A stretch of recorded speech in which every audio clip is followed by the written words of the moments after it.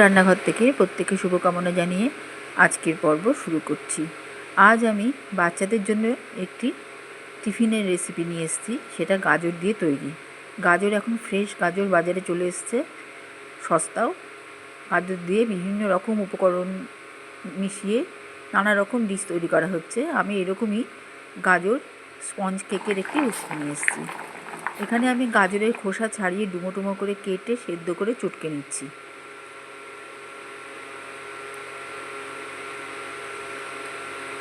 ভালো করে চটকে নেওয়ার পরে এর মধ্যে মিশাচ্ছি হচ্ছে লবণ, চিনি, এলাচ দানা।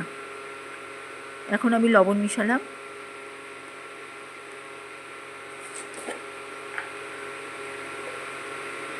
ঘি,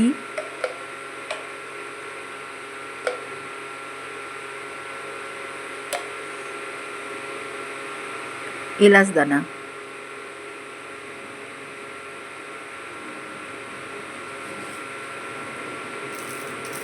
এবার আমি চিনি মিশালাম। এবার এই মিশ্রণটা একটু মেখে নেব, সম্পূর্ণ মিশ্রণটা মেখে নিয়ে আমি শুকনো এই প্যানের মধ্যে সম্পূর্ণ মিশ্রণটা দিয়ে দিচ্ছি।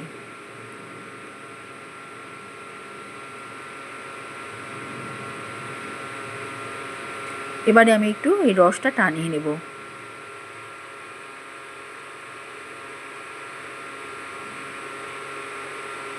একটু চেপে চেপে রসটা টানিয়ে নেব।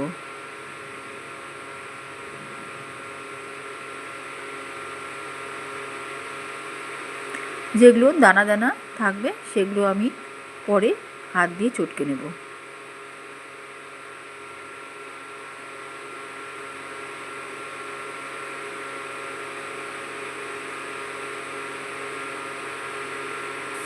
এখানে বেশ কিছু টোস্ট বিস্কুট আছে, সেই টোস্ট বিস্কুট গুঁড়ো করে আমি এর মধ্যে দিয়ে দিচ্ছি।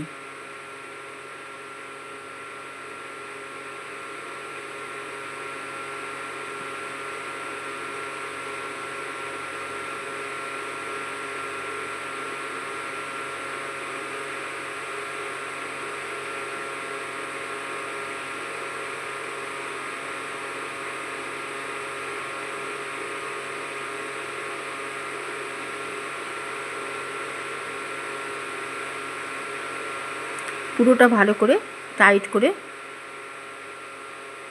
টানিয়ে নিচ্ছি।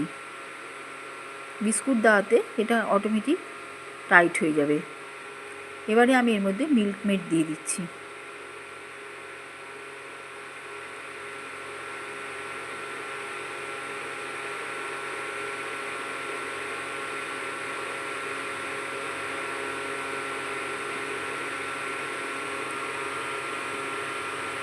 একটু মিল্ক পাউডার দিয়ে দিচ্ছি।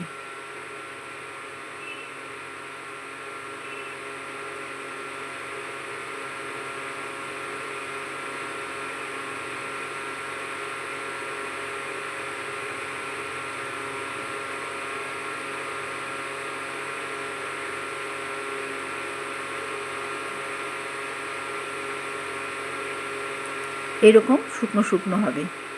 এটা আমি একটু পরে ম্যাশ করে নেব হাত দিয়ে অথবা যে চামচা বা কিছু দিয়ে। এখন এখানে রেখে দিলে তেল ছাড়তে শুরু করে দিবে। তেলটা যাতে বেরিয়ে না যায় ওই জন্য আমি আর বেশি জাল দিব না।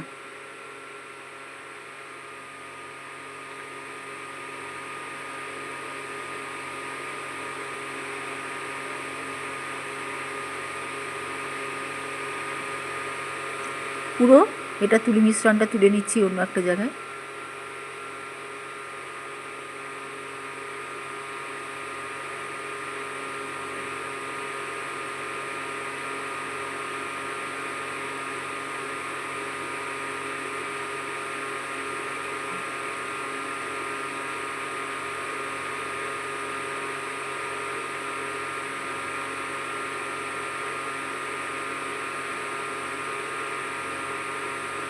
এবার গাজর তুলে নিয়ে ওই প্যানের মধ্যেই আমি হাফ লিটারের একটা দুধের প্যাকেট কেটে নিয়ে দুধটা ঢেলে দিলাম।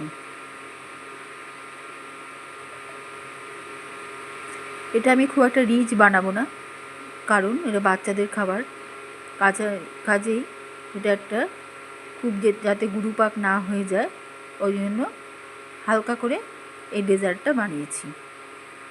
অনেক সময় বাচ্চারা গাজর খেতে পছন্দ করে না, এরকম কেক দিয়ে বানিয়ে দিলে বেশ আনন্দের সঙ্গে খেয়ে নেবে। দুধটা জাল দিয়ে নিচ্ছি। হাতাটা আমি চেঞ্জ করিনি, কারণ এর মধ্যে গাজর লেগে আছে অনেকটা। এবার এই যে গাজরের পুরটা যেটা বানিয়ে রেখেছি, তার থেকে কিছুটা পুর আমি এখানটায় দিয়ে দিচ্ছি সামান্য। এটাকে আমি একটা গাজরের পায়েস বানিয়ে নিচ্ছি এটা দিয়ে। সার্ভ করার সময় আমি গাজরের পায়েসের উপরে স্পঞ্জ কেকটা দিয়ে তারপরে সার্ভ করব।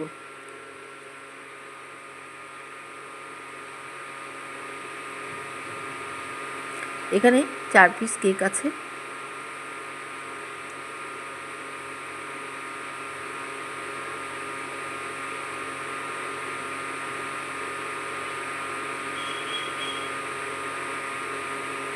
এবার গাজরের মিশ্রণটা প্রতিটা কেকের মাঝখানে, স্লাইসের মাঝখানে আমি ভরে দিলাম। যেটুকু অবশিষ্ট থাকলো সেইটুকু আবার আমি দুধের মধ্যে দিয়ে দিলাম।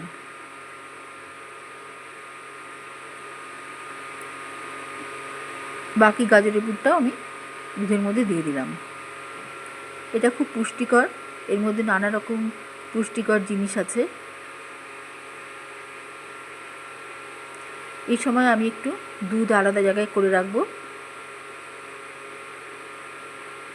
আর বাকিটা দিয়ে আমি আমার যে জিনিসটা বানাতে চেয়েছি সেটা বানাবো। কিছুটা দুধ আমি এখান থেকে তুলে রাখবো।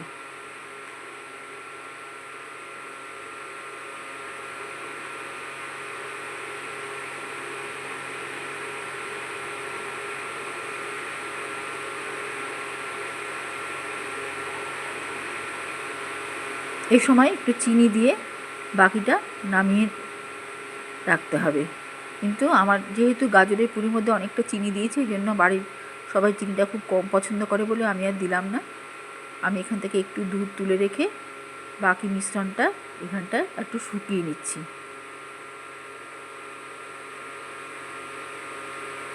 গাজরের মিশ্রণটা অনেকটা এর সাথে মিশে গেছে, বেশ একটা মোলায়েম ভাব এসছে।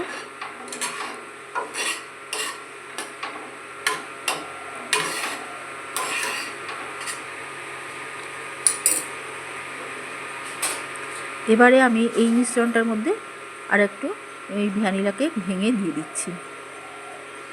এতে হবে কি, মিশ্রণের ফ্লেভারটা খুব ভালো হবে। এটাও দ্বিতীয় মিশ্রণ। দুটো মিশ্রণ দিয়ে আমি কেকের লেয়ারটা বানাচ্ছি। একটা লেয়ারে শুধু গাজরের মিশ্রণ দিয়ে বানিয়েছি, সেটা দেখিয়েছি, আর তার উপর দিয়ে আমি এই কেকের মিশ্রণের লেয়ারটা দিয়েছি, আর নিচে থাকলো গাজরের পায়েস।